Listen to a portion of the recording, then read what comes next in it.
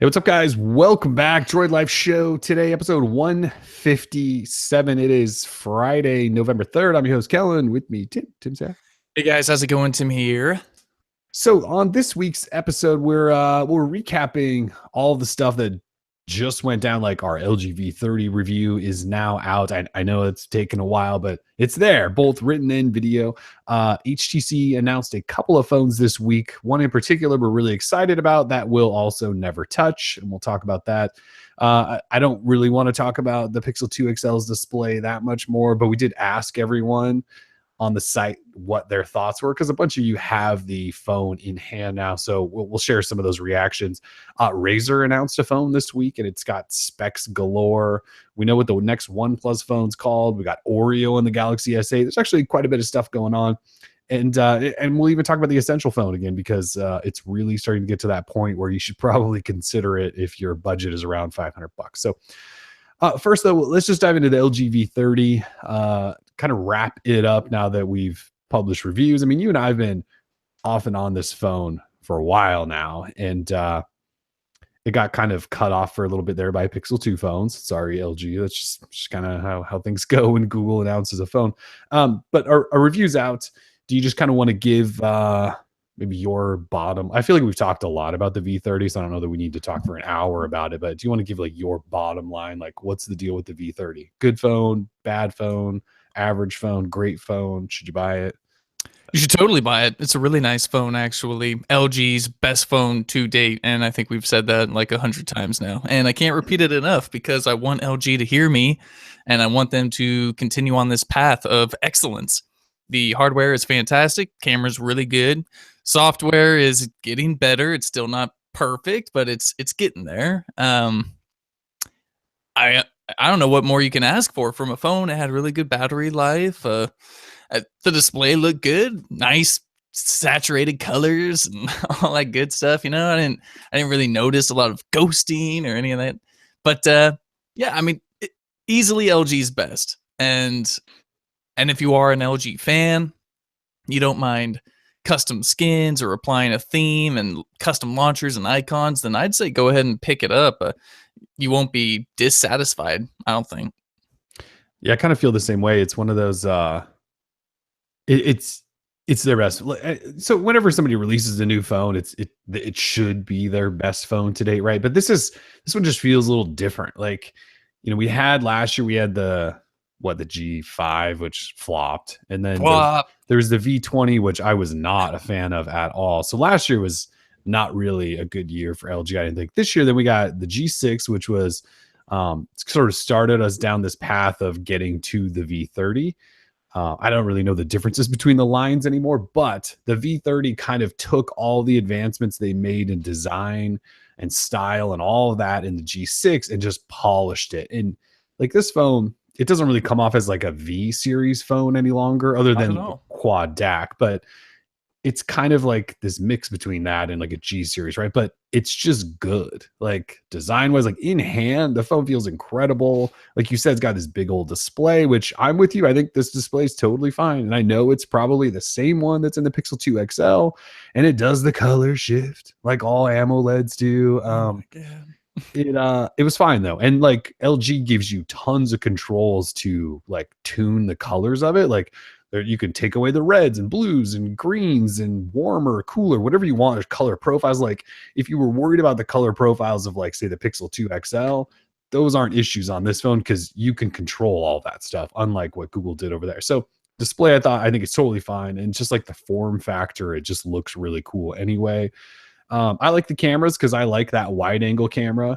I don't care about the zooming bokeh effect second camera. I mean, like Google has proven you could do bokeh effects really, really good without needing a secondary camera. So LG said, yeah, exactly. Let's use a wide angle camera. I like it. Battery life is fine. It's got wireless charging for people who care about wireless charging. And then there's the quad DAC. I don't care about the DAC, but a lot of people do. And either way, if you just plug headphones in there, you should get a better sound experience on this phone. It has a headphone jack. I don't know. There's a ton to like here. The software is, it's meh. Yeah, the software experience isn't all that great, but what I do appreciate are the tweaks that LG does provide with the software. For example, you were talking about the DAC. Yeah. I mean, I was playing with the DAC. Typically, these companies have trained me or programmed me to just use Bluetooth now. So I was using Bluetooth a lot. But during the review process, I plugged in headphones, so I could test out the DAC. And really, the DAC's quite incredible. I mean, the sound difference, it was almost like night and day. I was rocking these Audio Technicas, and like the audio was clear. The music sounded very crisp. Rocking some Depeche Mode. It was really awesome. So they really let you tweak that within the settings. But then also, what I appreciate about the software is on the display spectrum, you can actually, tweak individual RGB values, set the color temperature and all that stuff. I mean, really, if you're concerned about the display, you can really tweak with that. I mean, you can change up the resolution if you want. You can do a lot of cool stuff. So yeah, this isn't the bare bones approach of Google. Like LG gives it no, all to you. exactly. They gave it all. But like you said, the line between G series and V series is really starting to blur. I don't know exactly what LG is going to do about that in terms of branding and marketing. Not that they really market too heavily anyway, but so I mean, for us, like, Android nerds, we would want to know, right? Like, so I could imagine the G7 next year being the V30 basically, but Right. then what is the V40? So I don't know. Great phone though. If anyone was like on the fence about that, just go check it out. Like you won't be disappointed. Yeah, really, really nice job from LG. I mean, I don't really have any complaints. I mean, like we talked about the software. Look, it's just LG skin. It's not running Oreo yet, but like in Korea, the V30, they already opened up an Oreo beta, so they may have Oreo fairly soon. It's just overall, it's a really good phone, and at the price, it's like $800, maybe a little bit more depending on the carrier. If you go buy a Note 8, you're looking at over $900, right? So if you get Pixel 2 XL, you get 850, 950. So the phone kind of undercuts those two. It's kind of a decent value there too, with all the stuff, and it has a headphone jack and a quad DAC. I mean, like you get some extra stuff in it over some of those phones. So yeah, V30, really, really nice phone. I know people always want to ask, like, and I've already seen it in the chat, like, what would you buy? Like Note 8 or V30, Samsung or this? I don't know. Like I wrote a piece earlier this week where I just said, like, I don't know which phone you should buy because they're all good. Like they are. Like you just kind of have to look at each and compare them. And we do spec comparisons. We try to do all these things to help you make that decision. But like if you're just saying like which would I choose, the V30 over the Note 8? I don't know. Okay, so for me personally, I would choose the V30 because I think the Note 8's too big. But you might not think the Note 8's too big. So would I choose this over the Pixel 2 XL? Probably not, because I like Google's software. So like these are those decisions you need to make. We're just telling you it's a really good phone. Yeah, I mean, if you're one of those people who likes to sit in like that loyalty camp, like, oh, I only use LG devices or I only use Samsung devices, this is the first year where no device really trounces any other, right? Like, I mean, everyone can be proud of what it is that their favorite company is putting out. And like you wrote, I mean, it's a really good time to be a smartphone buyer. There's so many great options. 2017 has been really good to us. I would say so. So let's hoping for the same in 2018, maybe. Yay, 2018, which we're getting pretty close to now. It's just kind of crazy. 2017, it's almost gone. It's crazy. It is. All right, so yeah, V30, it's a really good phone. I think if you buy it, you'll really like it. Yeah. All right, so HTC announced sort of three phones this week. Here's one of them. This is called the HTC U11 Life, and it's coming to the US. I don't want to talk too much about this because it's a mid-range phone. It costs $350 or $300 if you buy it from T-Mobile, and it's a mid-tier phone. The other phone they announced, which I don't have and I probably never will have here, is called the HTC U11 Plus, which we've been talking about off and on, well, on the show for sure, but on the site for a couple of weeks now. The HTC U11 Plus is HTC's first full display phone. It is packed with everything you could ever want from a flagship phone. Unfortunately, HTC has decided they are not going to sell it in the United States. It's going to be sold elsewhere, other countries, Europe, probably Asia, whatever. It's not coming here. And I That sucks. This phone looks awesome. We've known this for a while. We obviously haven't been able to talk about this. Yeah, talk about disappointing. We've seen some people. I know HTC has struggled for years to sell phones. But we've had quite a few people respond like, "What? This phone's not coming here?" Like people are legitimately disappointed that this phone is not coming to the US. Are you as disappointed as I am? Like I'm kind of sad about it. Like this phone looks great. What a silly question, Kellen. Like I think HTC could not be any more dumb when it comes to launching phones these days. So, like you said, we've known that it's not coming to the US for a while, but I've seen so much hype here in America about the U11 Plus, and every time I saw like a post about it or a comment about it, I just want to be like, don't get too excited. Like seriously, yeah. I think you probably typed that and deleted it every time you wrote a post about it. Even people on our site, they were really excited for the U11 Plus, and for good reason, right? It's a sweet looking phone. Oh man, that translucent kind of back, like you can see through it. Like that is so hot. Yes, but yeah, not coming here. So I think HTC. I think there's a reasoning to it. Obviously, there must be a reasoning, right? It's going everywhere else except here.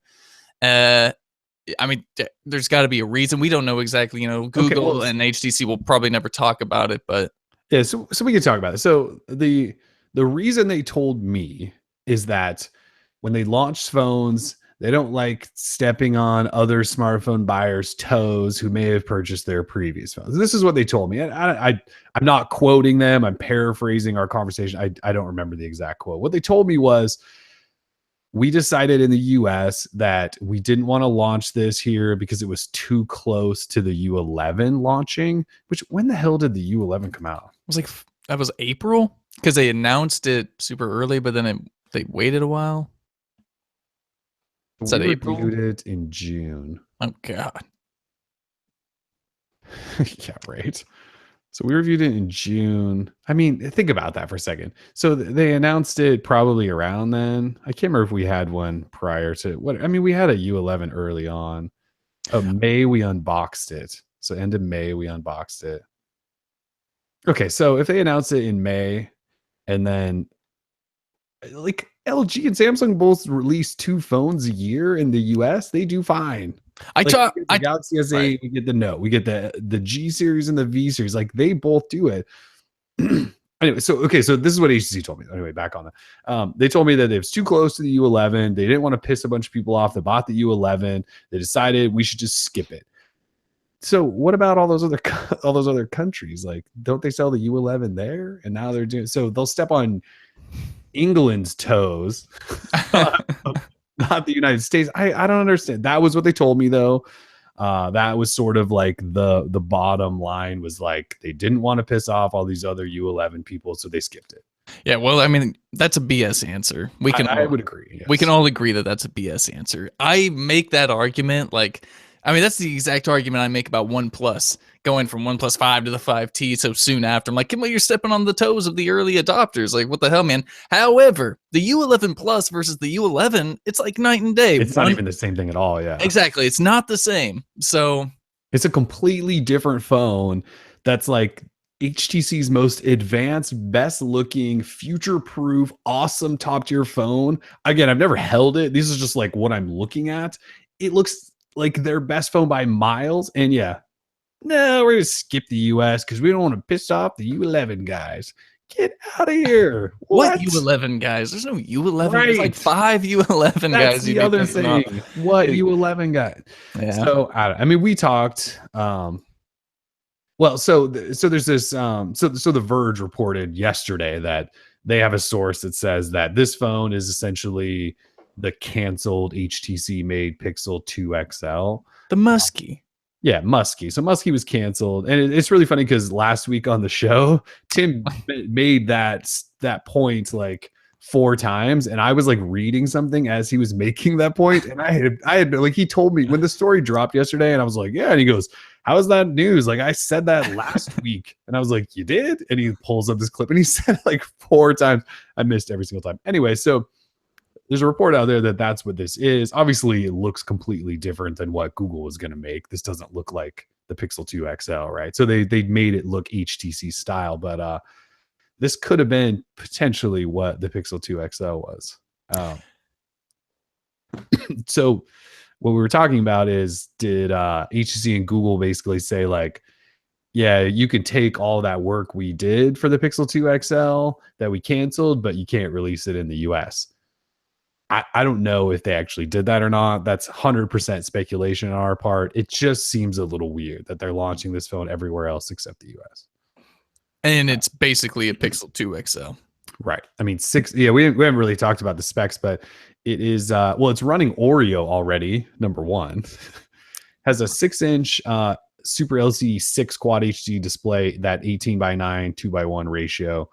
Snapdragon 835, 64 gig storage, 4 gig RAM, a 12 megapixel ultra pixel camera. Has a huge 3930 milliamp hour battery. No headphone jack, Bluetooth 5.0, fingerprint sensor. It's got boom sound and all that stuff. IP68 water resistance. Aren't the Pixel 2 phones IP67? So it's even more water resistant or dust, I guess. Impressive. So like specs wise, it matches up really closely to what the Pixel 2 XL was going to be. It looks incredible. It's not coming here though. It looks really good, and that's all we really want to get the point across, is that, this is like the first HTC phone in a while for me, but I was like, oh yeah, this thing is looking hot. And then, you find out it's like a shot to the gut, you're like, what the hell, HTC? Like, I want to root for you, man. Like, I don't want you to die. Yeah. But either way. The U11 was a really good phone. My big thing with it was the design looked like it was from the year before. It didn't have the full display. It had the stupid capacitive buttons. Like, this phone is HTC's return to on-screen buttons, fingerprint readers on the back.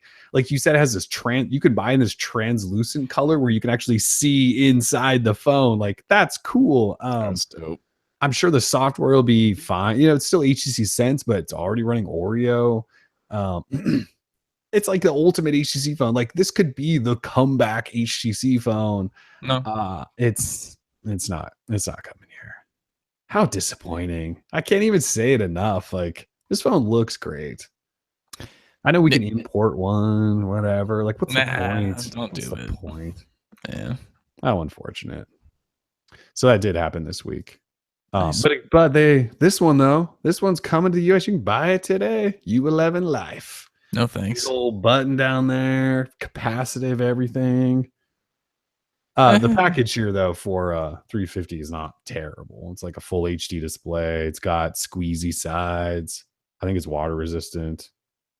The USB port is like way over here, which is really weird. They always do that weird stuff. It's a mid-range phone. It's fine. Yeah. But yeah, U11 Plus not coming here. Sorry, everyone who was excited about that. Wish we could have told you sooner, but yeah, wish we could have. Yeah, it was like all this hype building up. HTC's official account, not HTC USA, but like the official HTC account's been teasing it, and the whole time we're like, don't get too excited, USA folk. That sucks. So yeah, very, very unfortunate. I will say, when this report came out that this was based off of Muskie, just keep in mind that, and I guess I've seen like the initial reaction was, oh, this could have been the best and it wouldn't have had all these display issues, the Pixel 2 XL. So keep in mind that Google would have put an AMOLED panel. Like, even though HTC was building the Pixel 2 XL, had they released this phone, it would have had an AMOLED. It's not going to have this Super LCD 6 that HTC uses. Google is like fully into OLED panels. The last like 6 flagships they've released are all AMOLEDs, right? Or OLEDs. The only one that wasn't in recent history was the Nexus 5X. And that was because that was a cheap phone. It had an LCD and it was probably done to conserve, cut the cost. So all of their top tier phones dating back to the Nexus 6 have been OLED. They would have had an OLED in this. We don't know where they would have got it from. But if it was 6-inch, it probably could have still come from LG and it probably still would have had some issues. So just like, let's all chill there. It wasn't going to be the Super LCD 6 that HTC put in here. It just wasn't going to be. So either way, it looks hot. Yeah. I can't calm down. Yeah, it looks pretty hot. So I have no idea pricing. I don't even know when it's coming out, to be honest. I don't know if HTC talked about that. They told some other countries, I think. I don't even care. It's not coming here. I know if you're listening from another country, That sucks that we're probably not going to talk about it much more, but we talk about US flagships. It's kind of what we do. Yeah, Sorry. that's what we like. Yeah. All right. Well, oh no, they did announce some other stuff, right? They said they're doing next year. What did they say they're doing next year? Releasing like 6 phones or something crazy like that. Yeah, so HTC's current president, he says we can expect 5 to 6 devices from HTC next year in 2018 with a focus on dual camera setups. Like everybody else except Google. Except Google. Who's like, whatever. Well, next year's Google phones will have a stupid dual camera. Oh, yeah. Well, anything that they talk smack about this year. Like, I mean, in the commercials, they're saying we can do everything with just one camera next year. It'll confirmed. It'll have to. Yeah. One thing I didn't mention about this U11 Life, in the US, it runs Sense, and that's kind of it. Internationally, it's actually an Android One phone, and it runs stock Android. So internationally, there is an Android One version, which you can't buy in the US. Here, this is the version it runs Sense. So if you were ever wondering if HTC didn't like America, like that's pretty much your answer, I think. Yeah. It's like they're pulling out of the US. Maybe they are selling phones elsewhere and they don't really care that much about the US. I'm not really sure, but it's not a good, doesn't seem like a good strategy anyway. I don't know. I don't sell phones, so what do I know? You don't know nothing. I don't. This is true. All right, let's talk quickly about the Pixel 2 XL's display for hopefully the last time ever. Again, this week we just threw a question out there to all of the readers and said, look, you've had the phone now for a week or so. What do you think? How's the display? So let's see. Jax in the comments says, the shift is the worst problem, but it's not the one that bothers me. 90% of the time, I'm using my phone straight on. Shocker. What? Just like we tried to tell everyone, hey, we look at our phones straight on. The other 10% of the time, it's just at a glance. Let's see. Burn-in doesn't yet exist. Dull colors, not a big deal. Okay, not a big deal. Let's see. What else? Opened my phone a few days ago and thought, wow, the internet is... I can't say that word. Blue shift is so slight and extreme angle and at extreme angles. I would have never noticed if it weren't for the uproar. Grain is non-existent. Colors are more saturated than my S8 and sRGB mode. I don't know about that. I think it looks phenomenal.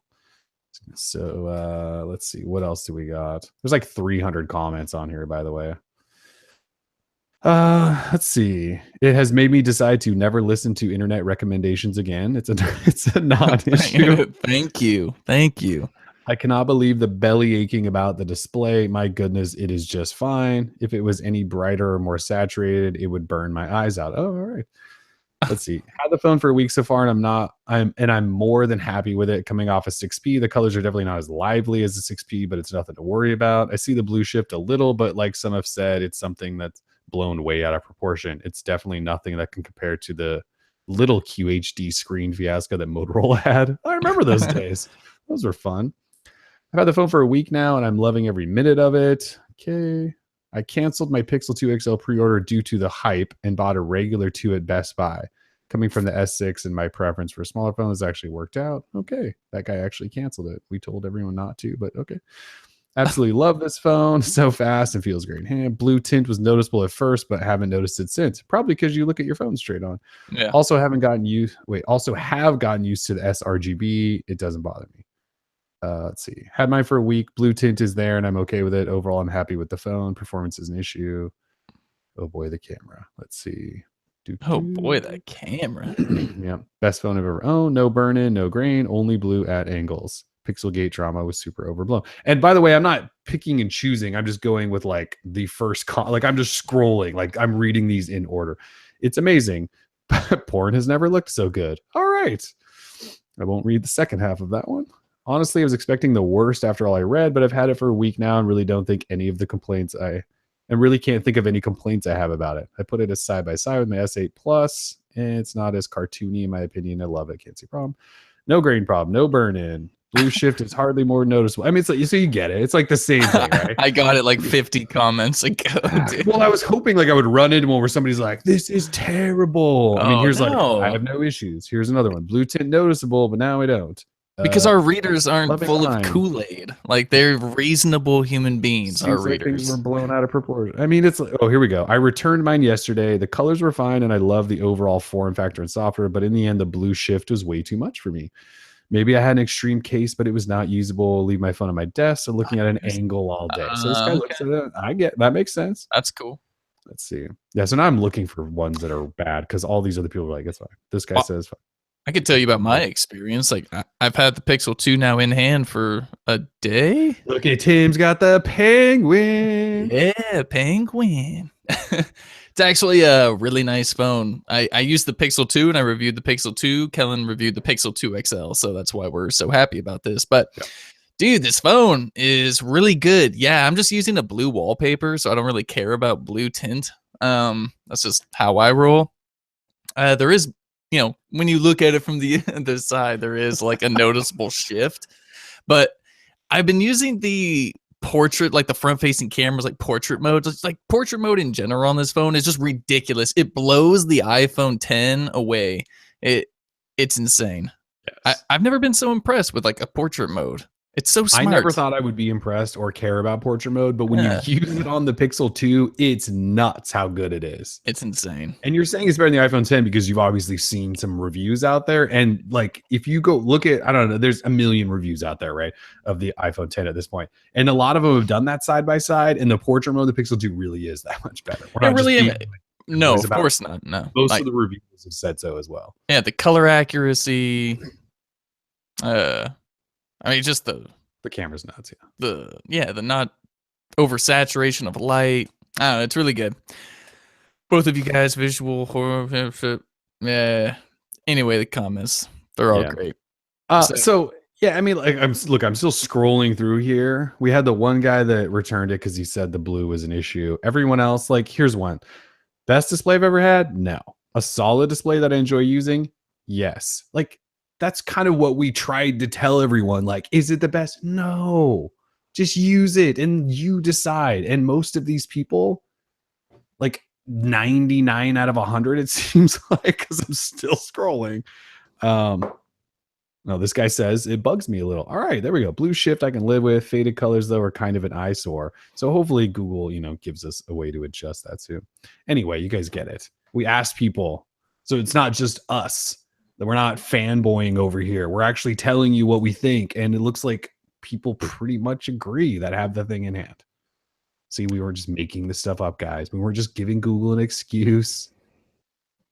I don't know what else to say. Can we move on from the 2XL display? Are you going to send that penguin back? Or well, I've been telling Google to recall this phone for the past week on Twitter. And now that I actually have it in hand and I have my own personal experience, I should probably take all that back.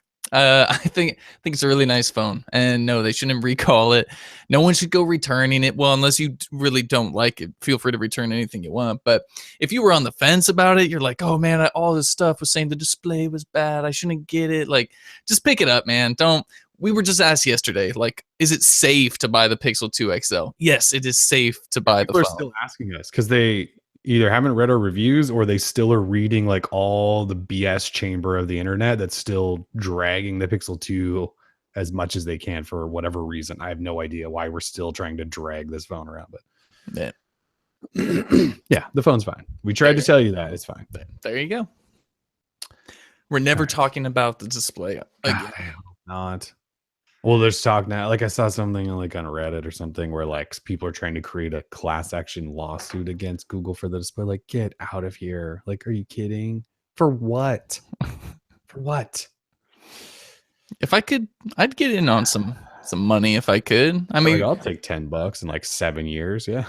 Yeah, exactly. Well, the lawyers behind that, the firm, they probably don't even know what the real issue is. They just want the money. I mean, that's just all there is to it. So yeah. Let's not even talk about it. No, we're not. Okay. All right. So next up, this was not a shocker. We knew it was coming. Razer announced their phone. So I've got to say, we don't have the Razer phone. We haven't touched it.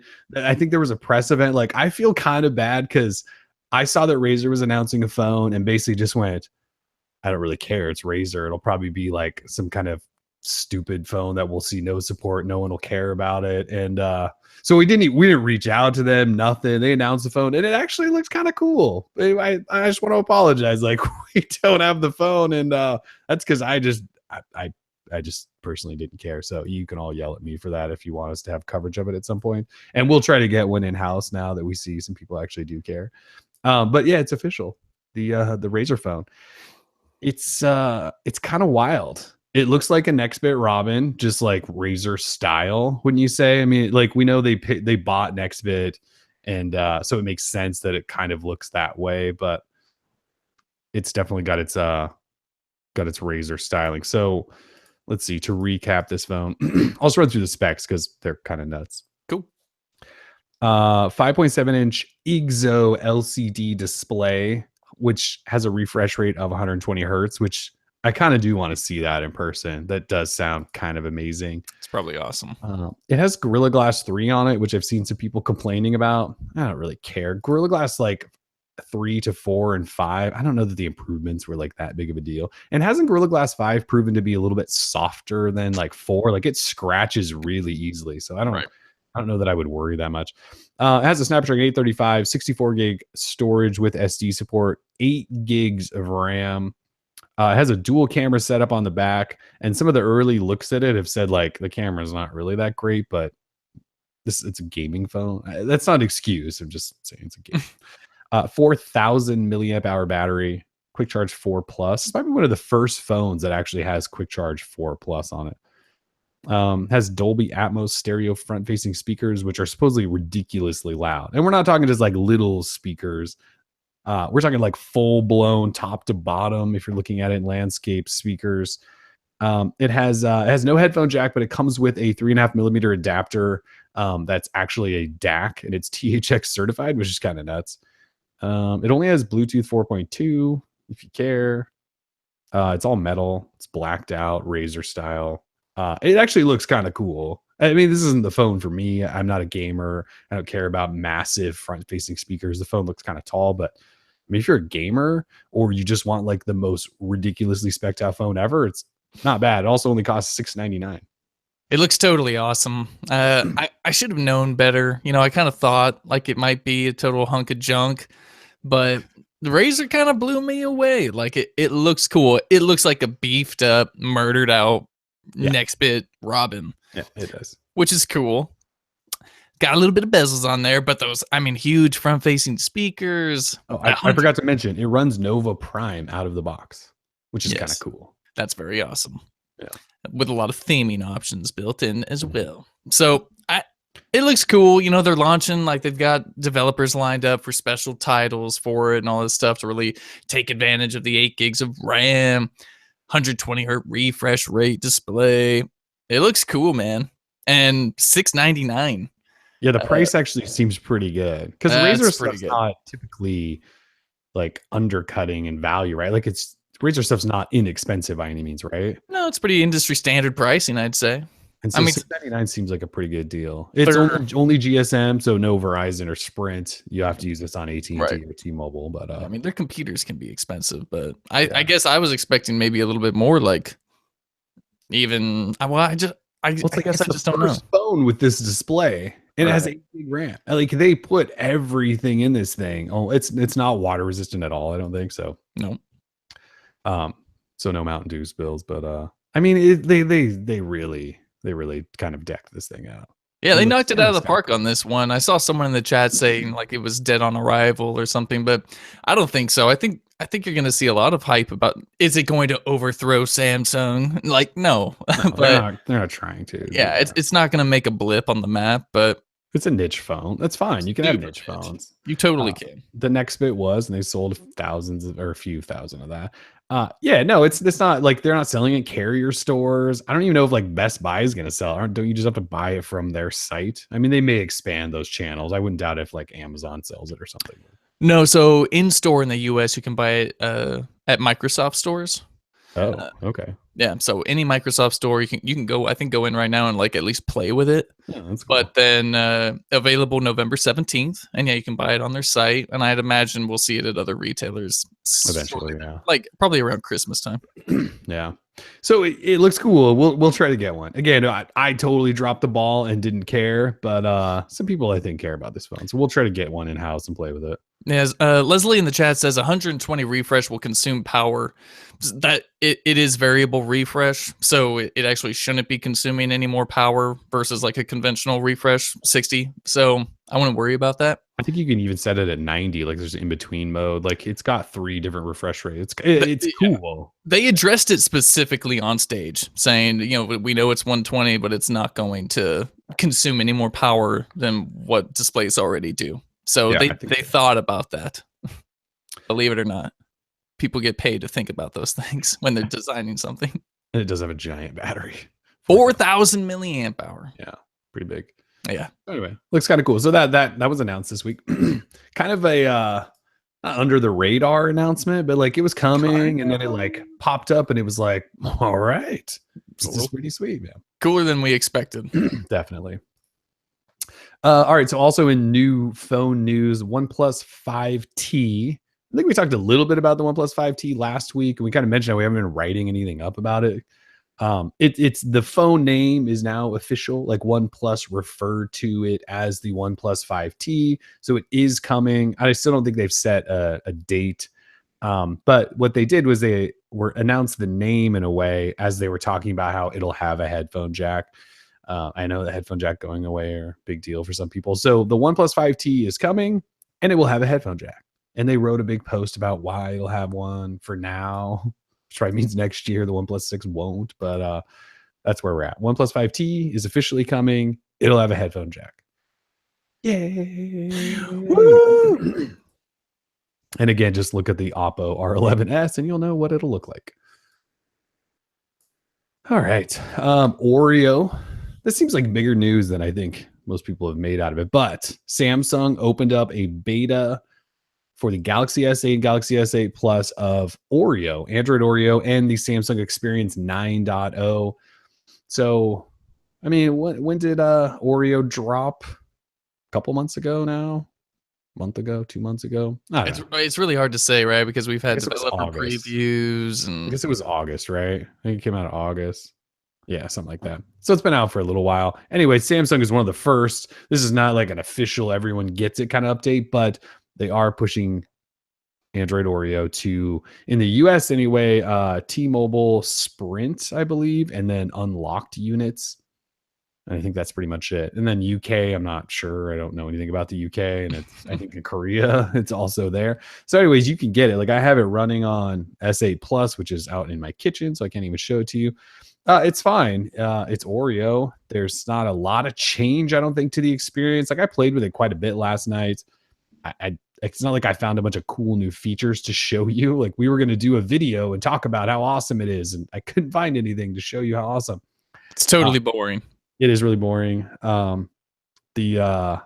I thought the performance of it was pretty bad, but it is a beta, so I'm not going to sit here and trash on that. But you're not going to go on Twitter and talk about any bugs or performance issues you're having with a beta? You're doing this whole Android blogger thing wrong, dude. Let me tell you.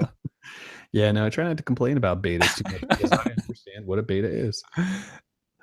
Anyway, it's out. I don't know if you can still enroll in it. I think they limit participation, but the open enrollment for it was yesterday. I'd imagine it filled up pretty cool. Although you jumped on later, like a few hours after open, you were still able to get in. So I jumped in super late. I just opened up that Samsung Plus app and jumped right in. I was good to go. Yeah, so if you have a T-Mobile, I swear it was Sprint too, or an unlocked one, and you want in on this, you have to download, which you might already have, actually, the Samsung Plus app. And all you do is open that app, and you should see, like, right at the top, a box that says Open Enrollment Beta Oreo, and you just tap that, and you can download it and get right in. Nice. Oh. So, anyway, feel free to jump on that and let us know if you find out any cool features. Like it has notification dots, kind of, but Samsung's terrible implementation of it, I don't know. Oh god, and it defaulted to these like square icons that just don't work with anything. You can't change them. Is that something they just disabled for the beta or what? Because I mean, there was an option there to choose between Squircle and all that good stuff. Yeah, I have no idea. But yeah, like on mine, my inbox icon is like a little blue inbox icon with a giant white box around it. And I can't change that. And it's driving me nuts. I was just looking through the list of changes. Like there's this huge list of changes when you get the update. And if you scroll through it, like nothing in there is like they did some tweaks to the Edge screen. The Samsung keyboard now has a GIF keyboard in it. I don't know. I thought it was gonna be this really awesome update. It's not really that cool. Sorry, everybody. Sorry, everybody. All right, so Essential Phone. I know we keep talking about the Essential Phone, but last week we were talking about how the price dropped to like $500 and made it more I guess an option, but they released another software update this week. And it's supposed to squash bugs. It brought out October security patch, and it fixed like touch scrolling and stuff like that. So I have the white one now.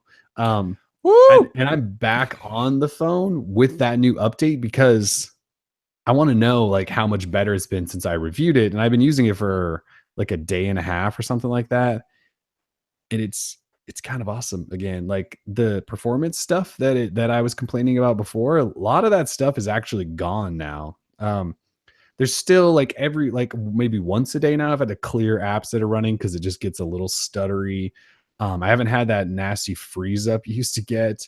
The touch responsiveness, like where it used to miss touches all the time, I feel like that's been greatly reduced. Still happens here and there, but I think that happens on most phones here and there. So I'm not that worried. I don't know. Like I feel like there's a pretty big improvement here. And so I'm gonna use it all weekend, and probably Monday or Tuesday, I'm gonna have a write-up on new findings in case you're curious about the Essential Phone, because it is only $500 now. So yeah, look Monday or Tuesday, look for a little write-up on if I got any new thoughts on it. God, it's such a sweet phone, dude. I really like it. Shout out to DT in the chat there with the fake news. Very nice. Very nice. Donald Trump joining us. Yeah. And with the fake news, it wouldn't be right if Trump didn't show up and just shout out fake news. Good stuff there. Classic. God, that's funny. Let's see. So, Google announced something this week that kind of under the radar as well. It's called Fast Pair, and it's a part of Android Oreo. Well, I shouldn't say Oreo. It's part of Google Play Services 11.7, and it works as far back as Android 6.0. And what it is if you have this Fast Pair built into like a pair of headphones you buy, you turn those headphones on and they're in pairing mode, you put it near your phone, it'll just pop up and say, hey, do you want to pair to this device? So rather than going into Bluetooth settings, refreshing, searching for the device, tapping on it, entering in a code, pairing, doing all that hell, you may not have to do that going forward. Unfortunately, the headphone maker has to build the technology in. I don't know if that requires special chipsets or just a weird way of coding the Bluetooth within the device. I don't really know how the technical side of it works. But there are a few, like obviously Google's Pixel Buds do this. There's a pair of headphones called the Libratone Q Adapts that they sent us to review that do it. And I tried it on the Pixel 2 and it just like instantly fired up, connected. So it does work. Nice. Yeah, I mean, Bluetooth pairing is hell. So anything that improves Bluetooth pairing, I'm all for. Oh God, are we talking to Trump still? He's funny. He just says Donald says the craziest things, the darndest things. Oh, he sounds like he's leaving us though. He's heading back to Twitter. Yeah, not enough characters apparently. Although it's 200 characters on here, man. That's more than 140 at Twitter. Although he probably has the update that lets you. I don't know if Don has 280 on Twitter yet. You'd think he would, right? If anyone was gonna have 280 characters, it'd be the Donald.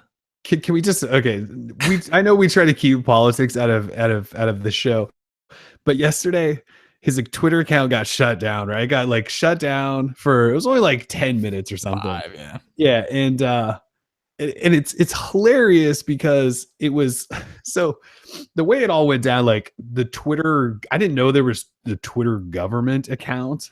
Yeah. Apparently there's a Twitter government account, and like they addressed it. They said Donald Trump's account was shut down. This is technology related, by the way, so stick with me. And they sent this tweet like, we're investigating it. We don't know why it was shut down. We'll find out. And like I think it was a journalist, somebody on Twitter goes, it'd be really funny if it was like some dude on his way out the door on his last day, like shut that thing down and just mic dropped it and took off. And sure enough, like 20 minutes later, the Twitter government account comes back and goes, during our investigation, we realized it was an employee on his last day walking out the door. Like a customer service rep just went, watch this, deactivate and peace out. That's funny. Like, that's pretty funny. Whether you like Donald Trump or not, like, it's pretty damn funny. That's really funny. I got a good laugh out of it. Yeah. It's classic. So anyway, technology related, folks. See, yes. We're talking about Twitter, but anyway, it has nothing to do with right or left. No, we're not here to influence that stuff. We just think it's funny that some dude on Twitter. Yeah. Good times. Let's see. All right. This might be final topic, but YouTube TV, Android TV app is out this week. I got it installed. It works pretty well, I think. It's got that black background, so it's not too bright on the eyes. It's nice. I also have it installed on a Shield TV, and it is quite nice. Yeah, because you were saying you were having some issues with the casting from the app earlier, which the app updated this week too. But right, like, were you having these issues as well? Like, I would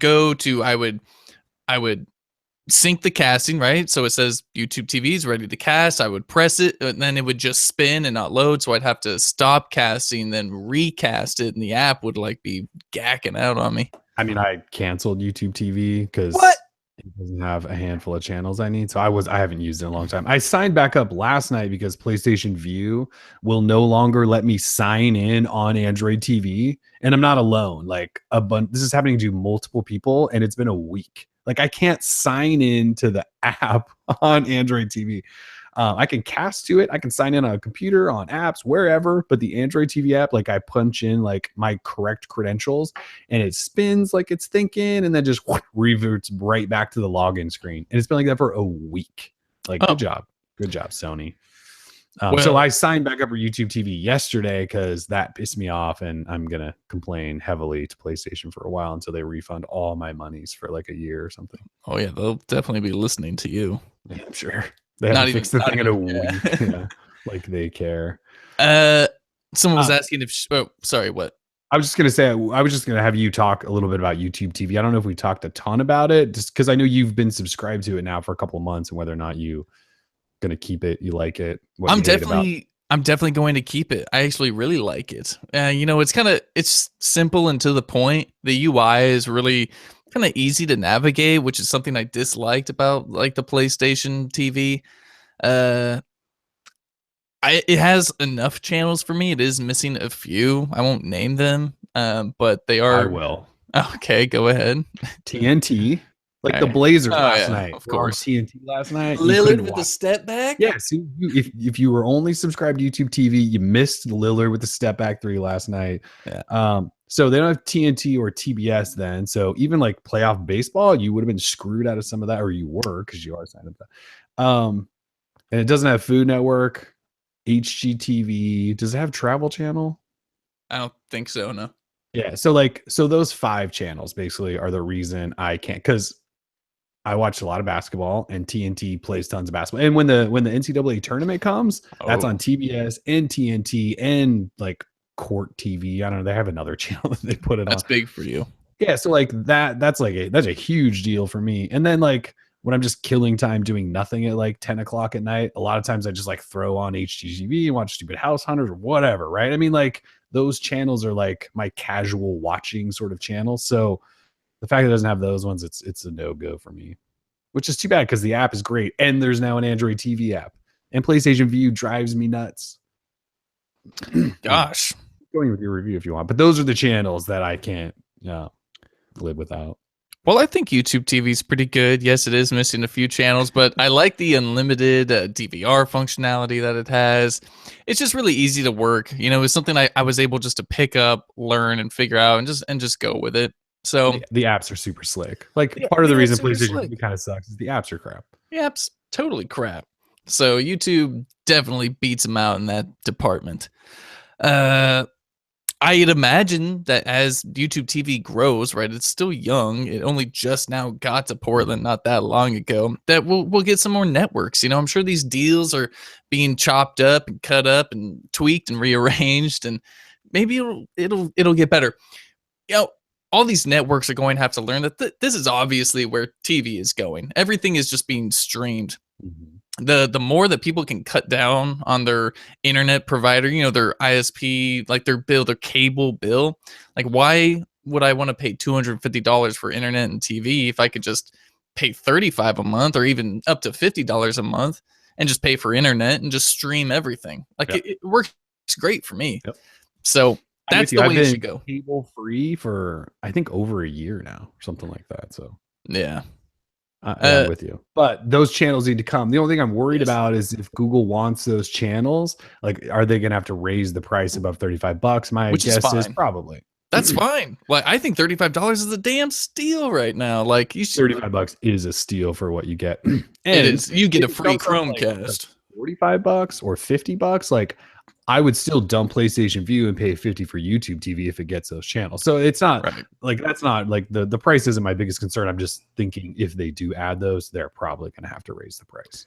Which I'm totally fine with. I would pay up to $50 a month for that, no problem. Or even if they add like a special add-on package for an extra $5 or $10 a month, you know, something like another sports package that I don't know, like they had a license with Turner Broadcast Network or whatever, just to have the games of something, NBA or whatever.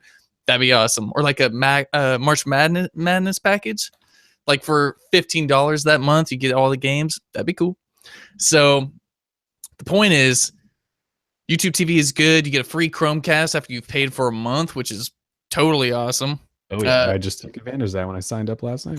Exactly. So I signed up through with my G Apps account, and so I got one through there. But then because I couldn't use the family sharing with the G Suite, I had to cancel that account, sign up through a Gmail account, and so I got another Chromecast. So I'm just like I'm swimming in Chromecasts over here. So many Chromecasts. So I'm just looking at Turner's channel lineup right now. I forgot they own Cartoon Network. They also own CNN. They own the NBA channel. I forgot about that. Yep. So yeah. So if they True TV, that's the other one that they do the NCAA tournament on. So yeah, we need Turner to get on board here. Let's go. We need Turner because that's like, come on, Ted. I mean, True, TNT, TBS, NBA TV, CNN, Cartoon Network. I mean, those are like kind of pretty standard channels that I could live without CNN. Well, yeah, I could definitely live without freaking CNN. But NBA channel, I could use that. Some people were asking about Hulu Live. I was using Hulu Live for like that week trial, and it was actually pretty good. It had a little bit more access to some of those shows that I like, say my girlfriend wants to watch, like the reality TV stuff, or like Bachelor in Paradise and whatever, which YouTube TV also has, but it had access to more of it. I don't know. Either way, I wasn't paying for YouTube TV and Hulu Live, so I said I'm sticking with YouTube. It's just a better experience. So Hulu Live is one I haven't really looked at. I'm looking at it now. It's not bad. Like, and so it actually has NBC Sports Northwest, which is Blazers, which is a huge deal to me. Okay, get over it. I know, but like these are the things I watch on TV, right? Like if I'm gonna pay for TV, like these are the things I need. Right. Does it not have the Turner networks though? It's got the Viacom stuff, right? Oh, yeah. So it's got MTV, Comedy Central. Ooh, Hulu Live looking good. It's got Turner. Am I about to dump YouTube TV versus Hulu? There's a reason I dropped it, man. It has food. I mean, this is actually kind of looking like it's got Fox Sports 1 and Fox Sports 2 for all that soccer action. How much is it a month? I have no idea. I haven't gotten there yet because I don't want to be disappointed. The app's probably trash though, don't you think? Well, there is no app, right? I think that's why I stopped using it. It's $40 a month. Yeah, $40 a month. Someone in the chat, there is no app, right? In terms of like a Hulu Live app that you can cast. I remember I was only able to watch the stuff on a laptop. And I think it says there's an app. And then you could Chromecast it. I know, I'm very sorry, everybody. No, it's totally fine. Like this is like, my favorite riveting stuff. DVR is an add-on though, so we're starting to get expensive. Maybe it just is like through the Hulu app. Yeah. Does anyone actually have this thing? Does anyone know? Tim and I have nothing, obviously, about Hulu Live. Yeah, people keep saying check out DirecTV. No, it's not going to happen. DirecTV now. I can't do it. Sorry. Okay, so it must just be through the Hulu app. Yeah, Stream Live TV. It's just through the Hulu app. But I don't think. I mean, they definitely don't have an Android TV app. No. Yeah, live. There is a Hulu app for Android TV, just not Hulu Live. I don't think you can access Hulu Live through the Android TV app for Hulu. So I'm installing everything right now. I know. Yeah, so you can't install this Hulu app on, but you said there is actually a Hulu Android TV. There is a Hulu Android TV app, at least on my Shield TV. There is. Look at. Oh yeah, Hulu for Android TV. It's rated 3 stars. Must do absolutely nothing. Yeah, it looks pretty bad. All right, well that's good to know. Oh, I got something to check out now. Is there like a free trial? Because there is a trial. Okay, because I'm not about to pay for this. All right, good stuff. I'm glad we talked through that. Yeah, I still think Netflix and YouTube TV is like the best setup, at least for my life. I mean, I really haven't even been watching much TV just because Netflix programming has just been so amazing. But yeah, I mean, for the most part, we watch a lot of Netflix, and the kid watches lots of Netflix, and then we have movies on Google Play Movies, and like those are the two we're in the most. And then, then I watch sports, soccer and basketball, and then wife watches Bravo. So yeah, not bad. Sweet. All right. Well, what else do you want to talk about? Anything? I don't have much to say. I want to give a shout out to the Seattle area for some reason. Derek, yep, shout out to you. Shout out to all of America and across the world. I hope everyone has a fantastic weekend. Do we like Seattle? No, not personally. I don't. I like their coffee. I mean, their coffee's pretty good. I drink Starbucks every morning, like in my little Keurig. But other than that, no, Seattle can suck it. I hate it's just a little Portland, Seattle back and forth we're doing here. We don't actually like despise Seattle. No, I do. I don't like the Seahawks. I don't like the Sounders. I don't like the Thunderbirds. I don't like anything that's ever come out of Seattle besides the coffee. You like Kevin Durant? I love me some Kevin Durant, although he's out of Texas. So no, I know, but like he played there. There's like a subtle connection, but that connection's long gone, huh? Seattle, no more NBA team, huh? Seattle. No, it sucks. I mean, the Mariners are okay. Like, I'm not worried about them ever like doing anything special, except overpaying for Cano. Other than that, I'm good. Any word on when the Huawei Mate 10 Pro will be in the U.S.? The only person I've seen that has one is Flossie Carter. He's got like the in with Huawei apparently. Does he have the US version, or does he just have one? I don't know. He just has a Mate 10 Pro, and I was like, what? Because I haven't heard from them yet. So as soon as we have some information in terms of US availability, we'll let you know. Yeah. I do like Nirvana. That's a great Nirvana. I also like Jimi Hendrix, also from Seattle. So those are two groups that I enjoy very much. We could separate music from Seattle. Yes, exactly. Hashtag triggered. All right. Anything else? I think that's pretty much it. It's a short show this week. Was it really? Short show. No, it's about an hour. It's actually right about an hour. Well, there you go. We'll probably be back next week. Things are winding down a little bit. Apologies if like we skip a week here and there. It's just like that end of the year where there's not a lot of new phones, not a lot of crazy stuff going on. But I do have, again, next week, essential phone new thoughts after these updates. I do have all these Moto X4s. Nice. I'm like swimming in Moto X4s. I got like the regular one. I got the Android one. So I'll start using these too. I don't have any thoughts on them. It's sorry. I mean, they feel nice in hand, but the camera helm's ugly. There's my initial review. I think that's pretty much it. Real quick, Lucas in the chat. I think it was Lucas. Yes, it was. He was saying V30 or Pixel 2 XL. I don't think you can go wrong with either one, really. It's all just depends on if you want the skin or stock Android. Personally, I would lean Pixel 2 XL just with like the camera is really, really good and the software is amazing. So just I would go 2XL. Yeah, I mean, I think I think I'm the same. Software, camera is why I would go that. I just think that I think the Pixel 2's camera is phenomenal. Like it takes such It's good good. pictures. And then we just like stock Android. So Yeah.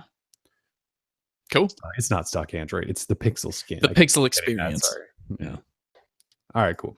Well, we'll wrap up. Thanks for Nice. joining us, everybody. This was DL Show episode 157. Also, thanks for joining us on short notice if you're watching live, because we kind of just whipped this up out of nowhere. So have a great weekend. Peace. Peace.